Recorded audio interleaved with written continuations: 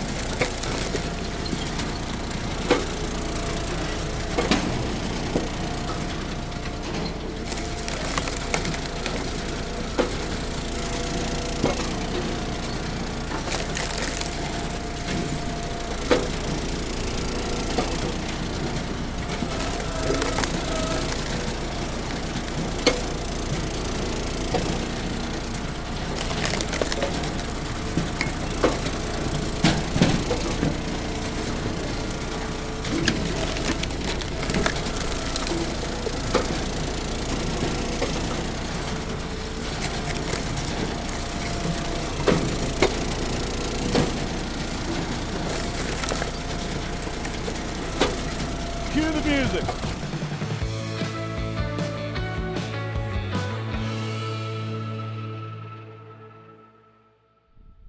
All right, everybody, welcome to a cold, blustery 28-degree day here in Maryland. We've had a nice little cold spell come through here, and it was just in time for opening weekend of deer hunting season, rifle season here in Maryland. We had a good weekend. We put some meat on the ground, and everything worked out good. Brady got his first deer on his own, so he's really excited about that, and he's got the bug now, so he wants to get back in the woods again this week when time permits. But I wanted to wish you all a happy Thanksgiving for those of you who weren't on the live stream.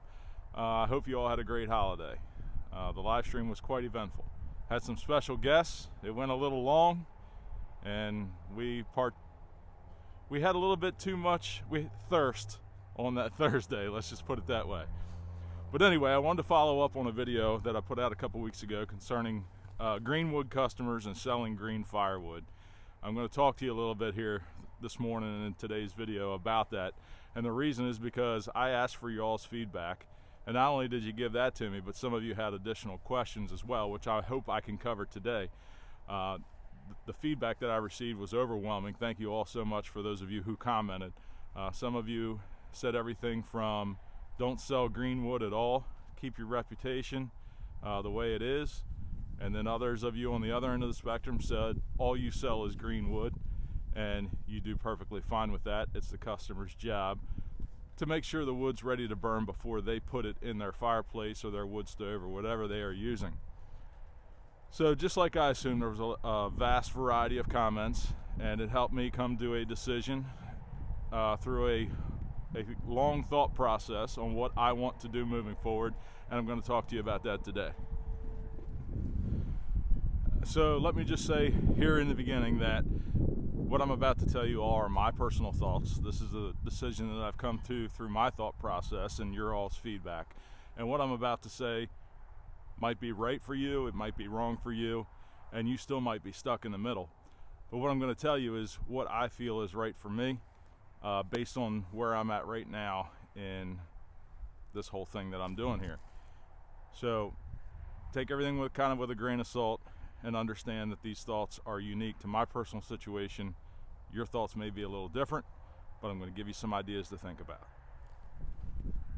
Okay, so when I was reflecting back on this whole greenwood thing, and some of you may think I'm putting way too much thought into this, and maybe I am, but I kind of went back to the beginning when I started all this and what I have built my brand around and what has made me be what has made me encounter the little bit of success that I feel like I have. And when I went back to my original thought process and my original branding, I immediately called attention to my labeling on my Firewood bundles. And what's more important than the name, I would think, is what's second most important is what comes after the name. And if you look at my Firewood bundles, Firewood at the Furnace is at the very top. And what is a very close second, in almost the same size font, is quality seasoned hardwoods. So in the beginning, I pride myself on selling seasoned firewood and hardwood firewood. I have never strayed from hardwood.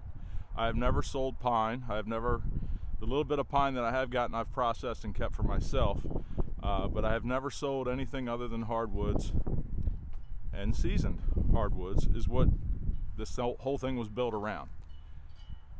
So I kind of felt like I was straying a little bit away from that, and it already started me down the road of thinking maybe I shouldn't be selling green wood. So this is my plan moving forward.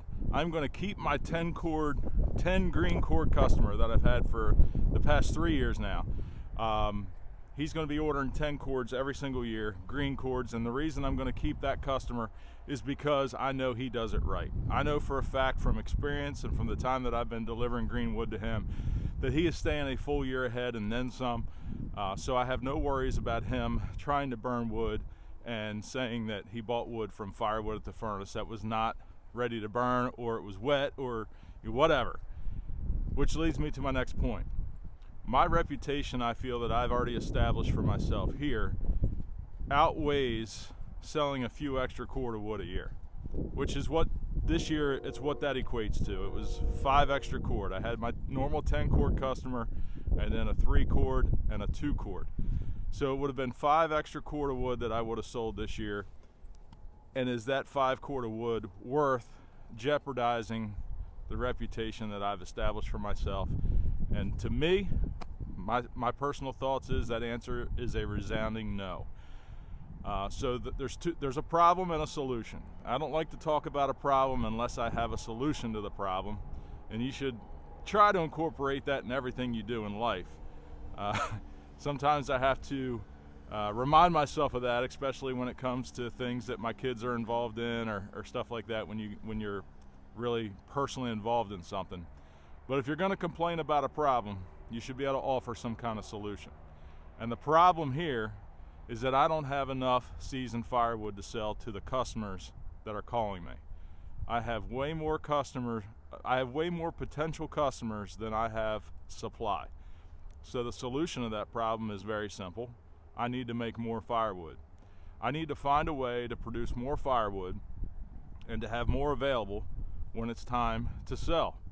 And I have a couple of ideas to help me solve that problem, which are in the works. You're going to have to stay tuned for that, but I've got a couple of different ideas, maybe straying outside of what I've been doing here a little bit, but those ideas are still working in my mind, and when the time comes, I will certainly let you all know what's going on with that. So there's one more thing that I want to talk to you about that was a question from you all, which I'm going to give you the answer to.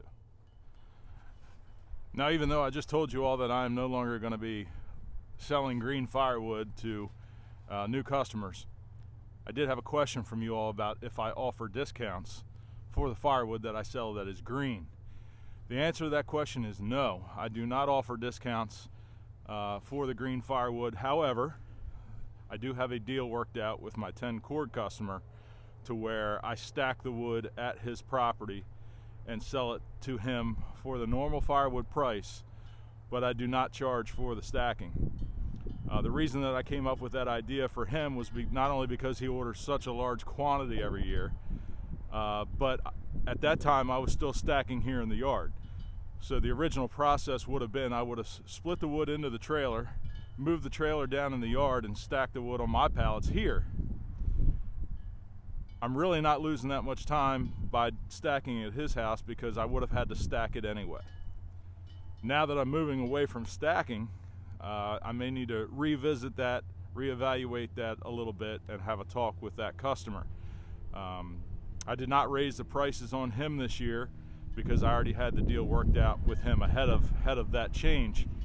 But maybe moving forward, that's something we'll have to reevaluate. But for those of you that are selling green firewood, I believe that your money comes from not what you're handing to them, not what that actual piece of firewood is. What they're paying for is the time, labor, and effort that it takes to turn that log into firewood. The cutting, the splitting, the handling, the fuel, the oil, all of that stuff is what the customer pays for when they buy firewood from anyone. That's the way I look at it. So as far as discounts go, there's your answer to that question. Again, my personal opinion, take that for what it's worth. All right, so that's going to be it for today. I wanted to follow up on that video to answer your questions and to kind of let you know what my thought process was and what I've decided to do.